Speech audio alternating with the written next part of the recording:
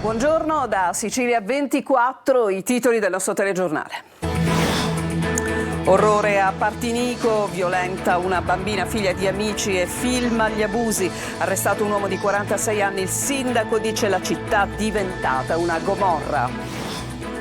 Palermo lotta per la vita, un bimbo di 4 anni vittima di un grave incidente nel quartiere Bocca di Falco si sarebbe trovato su un minimoto a 3 ruote, dinamica ancora poco chiara. Catania, traffico di migranti sull'asse Turchia-Italia, 7 egiziani arrestati, base operativa dell'organizzazione a Istanbul, destinazione finale degli sbarchi le coste siciliane e calabresi. File interminabili e disagi sulla 18, i restringimenti tra Giarra e Acireale scatenano le proteste degli automobilisti. Autostrade Siciliane replica, il tipo di lavoro impone tempi di attesa per l'asciugatura del cemento. Inaugurato al CUS di Catania il Salone dell'Orientamento, 3 giorni dedicati agli studenti delle scuole superiori con informazioni sui vari corsi di laurea. In molti sceglieranno medicina. Successo dell'Isola al Vinitali che domani chiude i battenti, ospita in collegamento il direttore generale di Sicilia Doc. Calcio Serie C al rush finale per il posizionamento play-off, il Catania atteso da sole 2 partite punta a mantenere il 5º posto.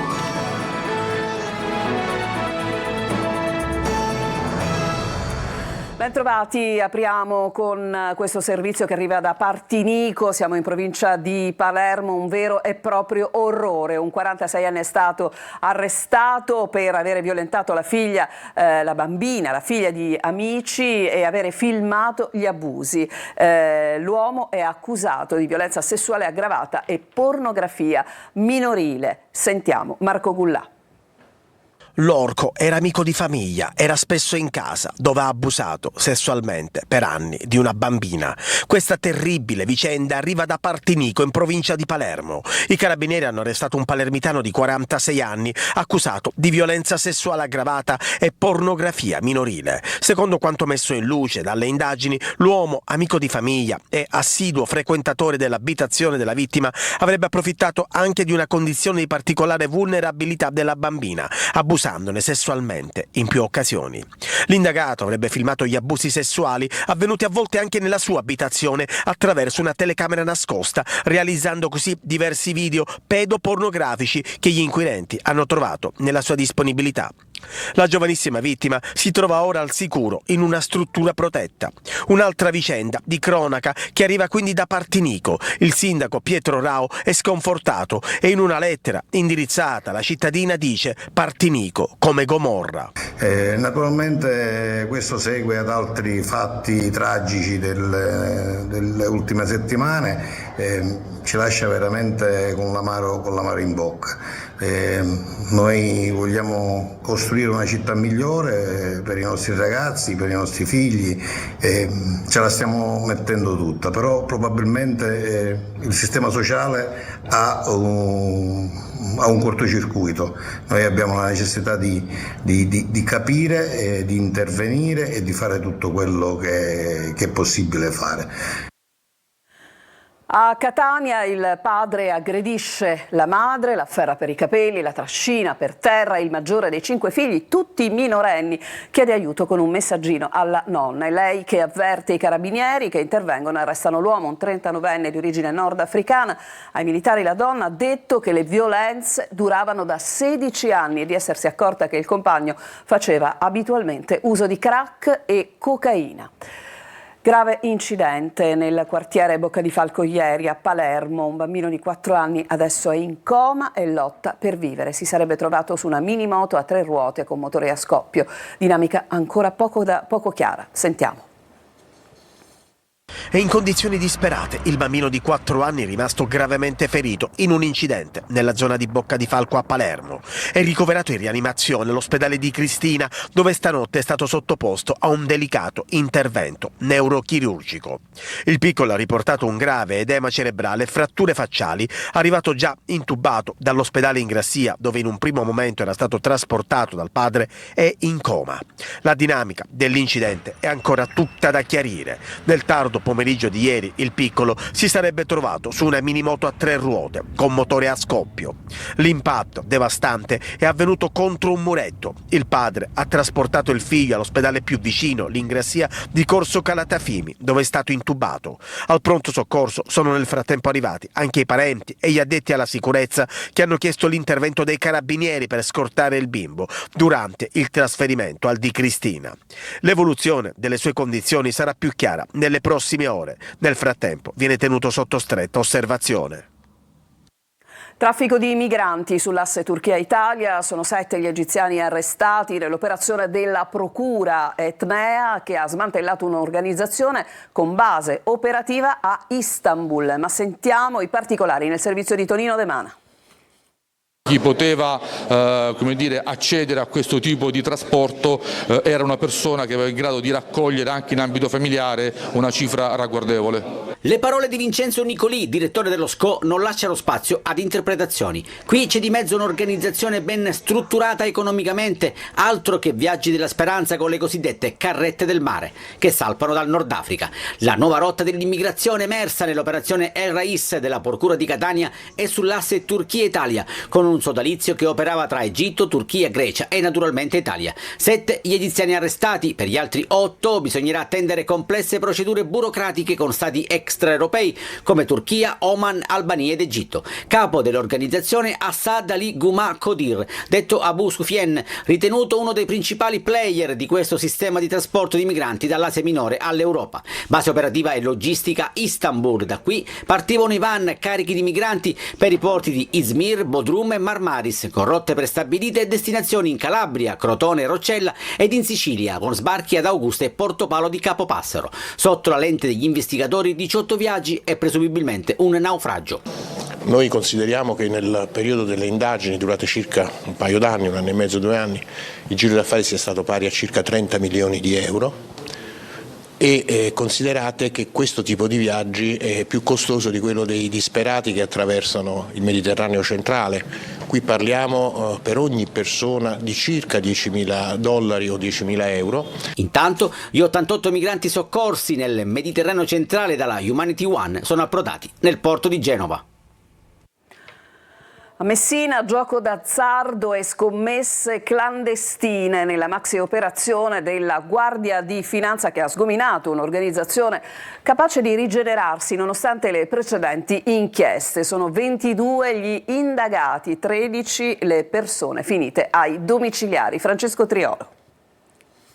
Un'organizzazione rodata, capace anche di rigenerarsi negli anni e che gestiva in maniera capillare il gioco d'azzardo e le scommesse online a Messina in provincia, una città, quella dello Stretto, che secondo l'analisi di pochi giorni fa di Federconsumatori è al 5° posto nella classifica delle città italiane per volume delle giocate pro capite sui canali autorizzati. Si gioca a Messina e si gioca tanto, insomma, terreno fertile per le organizzazioni criminali. Nell'inchiesta, che oggi ha portato a 9 provvedimenti di custodia cautelare in carcere e 13 ai domiciliari firmati dal GIP Eugenio Fiorentino, ci sono in totale 26 indagati.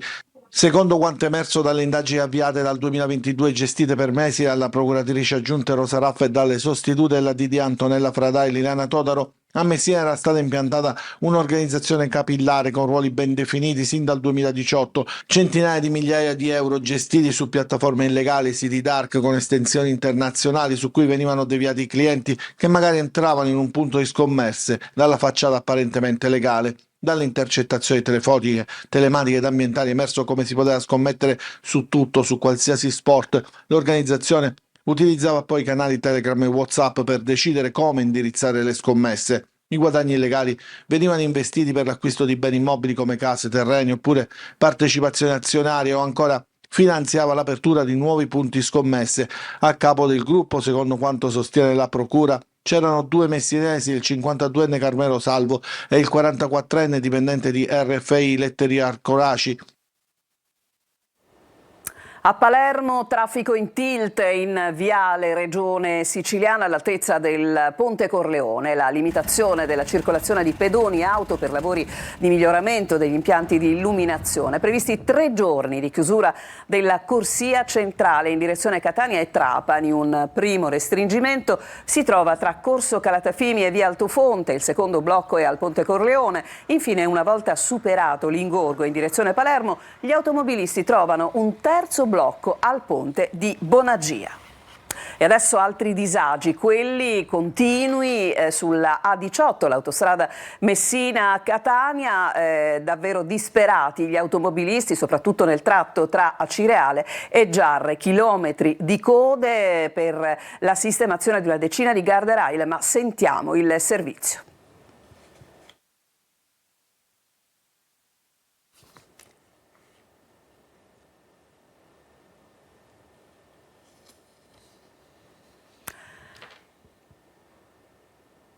Ogni giorno la stessa storia, la stessa coda, gli stessi ritardi, ogni giorno gli stessi messaggi di protesta. Percorrere l'autostrada A18 è un'odissea per migliaia di automobilisti che transitano ogni mattina soprattutto tra Giarre ed Acireale, pendolari, cittadini comuni che devono magari prendere un aereo, code tra i 3 e i 5 chilometri dovute ai lavori di messa in sicurezza e modernizzazione di guardrail, lavori che durano da circa 2 anni in quello che è il tratto più trafficato di tutta la rete autostradale del Consorzio Autostrade Siciliane e che provocano tanti disagi. Spesso e volentieri siamo costretti a interrompere. Pensi che in 2 anni abbiamo dovuto fare circa 230 giorni di sospensioni per evitare che questi disagi diventassero veramente un calvario. Per 10 metri di muretto, dicono, la protesta corre veloce anche sui social tramite messaggio, le lamentele sono tante, dalle mancate segnalazioni ai caselli d'ingresso sino all'assenza di operai all'interno dei cantieri. Questo non è assolutamente vero, perché sono rimaste le ultime lavorazioni che interessano i sottopassi, dove ci sono delle opere in cemento armato che devono essere demolite e ricostruite. La ricostruzione comporta l'attesa per la maturazione del cemento che spesso che dura 7-10 giorni. Stiamo cercando di ottimizzare, di accelerare i tempi in modo da arrivare nel mese di giugno a chiudere definitivamente questo benedetto cantiere che, ci rendiamo conto, sta comportando dei disagi particolarmente gravosi per l'utenza. Giuseppe Parello è il nuovo direttore generale della Fondazione Agrigento, capitale italiana della cultura. Subentra Roberto Albergoni, che si era dimesso il 25 marzo. Adesso cambiamo decisamente argomento. Si è aperta oggi davanti alla Corte d'Appello di Caltanissetta la prima udienza del processo a Giuseppe Rugolo, il sacerdote già condannato a 4 anni e mezzo per violenza sessuale sui minori. In aula anche la curia di Piazza Armerina, ritenuta corresponsabile in primo grado, ma all'orizzonte c'è un altro processo e riguarda 2 alti prelati. Gerry Italia. È iniziato il processo d'appello a carico di Don Giuseppe Rugolo, il sacerdote condannato lo scorso marzo dal Tribunale di Enna a 4 anni e mezzo di carcere per abusi sessuali su minori. In aula anche i legali della Curia Vescovile di Piazza Armerina, che in primo grado era stata ritenuta responsabile civile in solido con il prete. La difesa di Rugolo ha chiesto la riapertura del dibattimento e l'ascolto di 2 nuovi testimoni, contestato l'intero impianto accusatorio, definito illogico e privo di fondamento probatorio. Ma i riflettori restano accesi anche sulla Curia. L'avvocato del vescovo Gisana sostiene che la diocesi non possa essere ritenuta responsabile in quanto priva di personalità giuridica. E intanto si attende il prossimo atto di una vicenda giudiziaria ancora più ampia. Il 26 maggio si aprirà un altro processo. Sul banco degli imputati il vescovo Rosario Gisana e il vicario giudiziale Vincenzo Murgano, attuale parroco della Chiesa Madre di Enna. Per la procura entrambi avrebbero mentito in aula durante il processo a Rugolo. Non solo, secondo i magistrati il vescovo avrebbe anche offerto 25.000 euro alla famiglia di una delle vittime per garantirne il silenzio. La giustizia adesso passa all'esame dei giudici d'appello, ma le ombre che pesano su questa vicenda restano fitte e coinvolgono i vertici di una delle diocesi più importanti della Sicilia. Rientrata in mattinata l'attività esplosiva dal cratere di sud-est dell'Etna, l'Istituto di Geofisica e Vulcanologia registra ancora una debole emissione di cenere sull'area sommitale del cratere, ma senza l'emissione di nube vulcanica. Rientrata di conseguenza l'allerta per i voli aerei, in regolare operatività l'aeroporto Vincenzo Bellini di Catania. E restiamo a Catania perché oggi è stato inaugurato al CUS il Salone dell'Orientamento, 3 giorni in cui gli studenti delle scuole superiori potranno farsi un'idea sul corso di laurea in cui iscriversi. Alcuni però hanno le idee chiare. Adelaide Barbagallo. Molto probabilmente medicina, se ci fanno sapere qualcosa. Mi è sempre piaciuta. Molti hanno già le idee chiare, caduta la tagliola dei test, saranno tantissimi quest'anno i ragazzi che si iscriveranno a medicina. Non sarà un problema, ci sarà questo semestre filtro come deciso dal Parlamento, quindi in tanti parteciperanno a questo semestre filtro e poi per quello che riguarda la seconda parte sarà come sempre una selezione. Al CUS di Catania il Salone dell'Orientamento, 3 giorni di festa e l'opportunità per i ragazzi e le scuole superiori di conoscere i dipartimenti e i corsi di studio dell'Ateneo. Abbiamo visto ingegneria, fisica, scienze politiche, abbiamo parlato. Sì, interessante. Nei vari stand, tutor, studenti universitari con i quali confrontarsi sulla loro esperienza. Eccoli gli alambicchi della facoltà di chimica. Qua stiamo facendo un pochettino una demo di tutti quelli che sono varie esperienze che facciamo in laboratorio e diamo anche un minimo di teoria base per incuriosire più che altro le persone a iscriversi effettivamente a chimica. Qui per dare informazioni a eventuali studenti che volessero iscriversi in ingegneria. Che progetto state illustrando? È un progetto di Formula SAE, è una competizione sportiva universitaria che si occupa della costruzione e della progettazione di un'auto di auto formula. Avevo già le idee chiare, volevo fare giurisprudenza, ma anche in altri stand ho avuto la possibilità di rivalutare le mie idee. Sul palco ad intrattenere con la loro musica gli studenti di Radio Zammu, anche questa assieme al coro dell'università una bella realtà dell'Ateneo di Catania. Noi ci fermiamo adesso, c'è una breve pausa e poi ci collegheremo con Verona al Vinitaly, dove certamente brilla la Sicilia per le sue produzioni. A tra poco.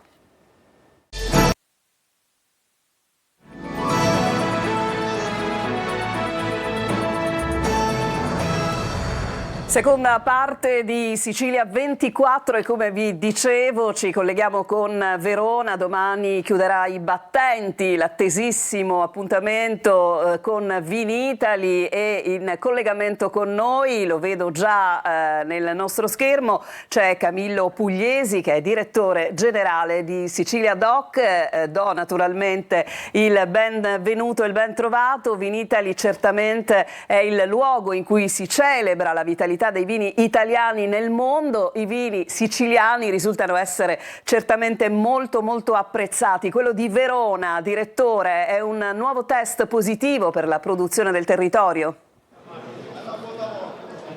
Buongiorno innanzitutto, saluti da Verona, da Vinitaly, da questa 57esima edizione. Sì, confermiamo, la Sicilia risulta protagonista e con i vini della denominazione di origine controllata Sicilia molto apprezzati.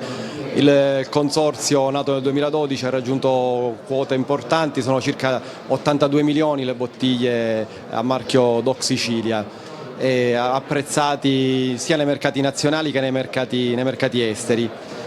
Se vogliamo fare un bilancio, i bianchi risultano magari un po' più graditi, il Grillo in testa, il nostro prodotto d'eccellenza insieme al Nero d'Avola, su cui il Consorzio ha puntato molto negli ultimi anni in termini di promozione.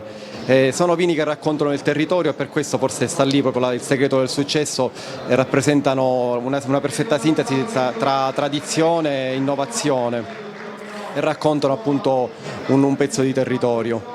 Ecco, direttore, il vino siciliano risulta essere molto apprezzato anche negli Stati Uniti, da dove pende un po' la scure, no, dei dazi di cui tanto ci si preoccupa. Forse a farne le spese potrebbero essere i piccoli o medi produttori anche nella nostra isola? Certamente questa notizia non ci lascia indifferenti. Il Consorzio sta monitorando attentamente l'evoluzione degli scenari internazionali. perché il 20% di dazi è sicuramente una percentuale che potrebbe incidere sensibilmente sulle nostre vendite. Consideriamo che ad oggi il valore della produzione vitivinicola siciliana è intorno a 1 miliardo di euro, di cui 120 milioni vanno negli Stati Uniti, quindi sono numeri che un po' ci preoccupano se la percentuale dovesse essere confermata. Naturalmente però guardiamo al futuro anche con un po' con ottimismo, perché il Consorzio ha lavorato negli anni direttamente sul territorio negli Stati Uniti e quindi ha cercato di rafforzare il brand Sicilia, che adesso è riconosciuto e apprezzato dai consumatori americani che cercano e vogliono questo prodotto. Grazie. Appunto per il collegamento che c'è con il territorio. Sì. Grazie a voi. Grazie infinite direttore, buon proseguimento naturalmente fino a domani, e noi torniamo a occuparci dei nostri servizi, torniamo appunto in Sicilia, perché a Gela prende forma il Museo dei Relitti Greci. Il progetto valorizzerà il patrimonio archeologico subacqueo della città e rilancerà il turismo culturale. Gerry Italia. Dopo anni di attesa e rallentamenti burocratici con l'apertura delle prime casse del relitto arcaico, sono ufficialmente iniziati i lavori di allestimento del Museo dei Relitti Greci a Gela. La struttura, realizzata dalla Sovrintendenza ai Beni Culturali di Caltanissetta e finanziata dalla Regione Siciliana, ospiterà il relitto arcaico recuperato al largo di Bulala tra il 2003 e il 2008. Il museo sarà arricchito da vetrine espositive e installazioni multimediali e offrirà ai visitatori un'esperienza immersiva. La fase iniziale dei lavori prevede il montaggio dello scafo, un'operazione delicata che restituirà alla città un pezzo della sua storia. Sono contenta che siamo arrivati a questo punto, perché davvero Gela merita di avere un museo importante e attrattivo come sarà questo. Presente all'apertura delle casse anche l'assessore regionale ai beni culturali Francesco Paolo Scarpinato, che ha sottolineato l'importanza del progetto per la valorizzazione del patrimonio siciliano. Gela avrà l'opportunità di avere un polo culturale importante che racchiude la storia ma anche l'archeologia marittima del Mediterraneo. Secondo me diventerà esempio e paradigma di riferimento. Il sindaco di Gela, Terenziano Di Stefano, ha evidenziato il valore dell'iniziativa per la città. Un evento importantissimo, un evento che cambierà decisamente le sorti del nostro territorio e dei territori vicinori. L'allestimento del museo rappresenta un passo decisivo per la valorizzazione del patrimonio archeologico marittimo di Gela. Dopo il successo della mostra Ulisse in Sicilia, che ha attirato oltre 45.000 visitatori, la città si prepara a un nuovo capitolo di crescita culturale e turistica. Divertimento e solidarietà si incontrano per la terza edizione della Caccia alle uova di Pasqua, un evento molto atteso da bambini e famiglie che si svolgerà da sabato 19 dalle 10 alla Villa Bellini di Catania, dove saranno nascoste tra siepi, viali e giardini 10.000 coloratissime uova. La manifestazione gratuita aperta al pubblico, patrocinata dalla Regione Siciliana e dal Comune di Catania, è stata presentata questa mattina a Palazzo della Cultura, poi dall'azienda Garibaldi, che proprio all'azienda sarà devoluto parte del ricavato delle vendite di questo curiosuovo, un uovo artigianale al latte che unisce gusto e beneficenza. A fare gli onori di casa Giovanni Sant'Angelo Laccanea, che è ideatore e organizzatore dell'evento. Accanto a lui l'assessore comunale all'ambiente, ecologia e al verde pubblico Massimo Pesce e il dottore Francesco Santocono, responsabile della comunicazione dell'azienda ospedaliera.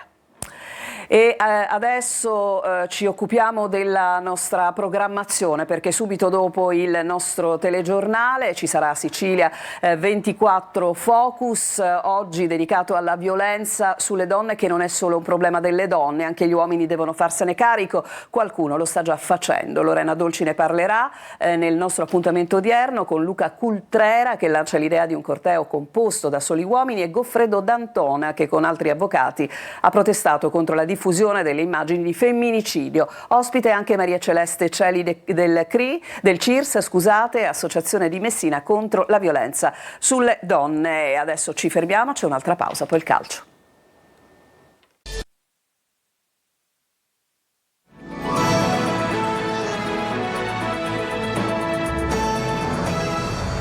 Siamo al calcio, Serie C, ultime 3 giornate della stagione regolare. Siamo al rush finale per il posizionamento nella griglia dei play-off, ma il Catania, lo ricordiamo, giocherà solo 2 partite, in un turno riposerà. Sentiamo Marco Carli.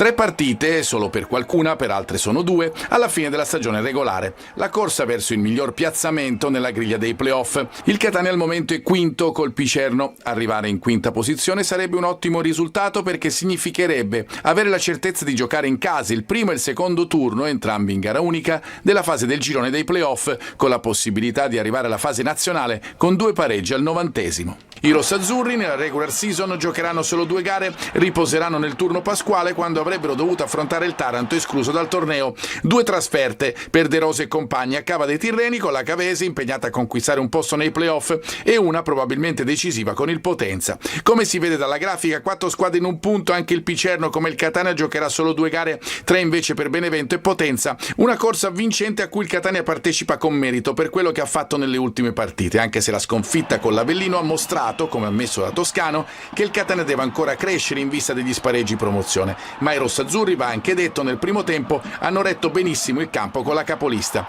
In settimana Inglese avrà la possibilità di mettere altra benzina nelle gambe, così come Dal Monte. Nella partita di Cava dei Tirreni, che Telecolor sabato trasmetterà in diretta in chiaro, non ci sarà Di Tacchio squalificato, pronto Quaini. Il Catania, dopo lo stop con l'Avellino, vuole subito riprendere a correre. È tutto, Sicilia 24 tornerà alle 19, vi lascio con Lorena Dolci e Sicilia 24 Focus. A tutti buon pomeriggio.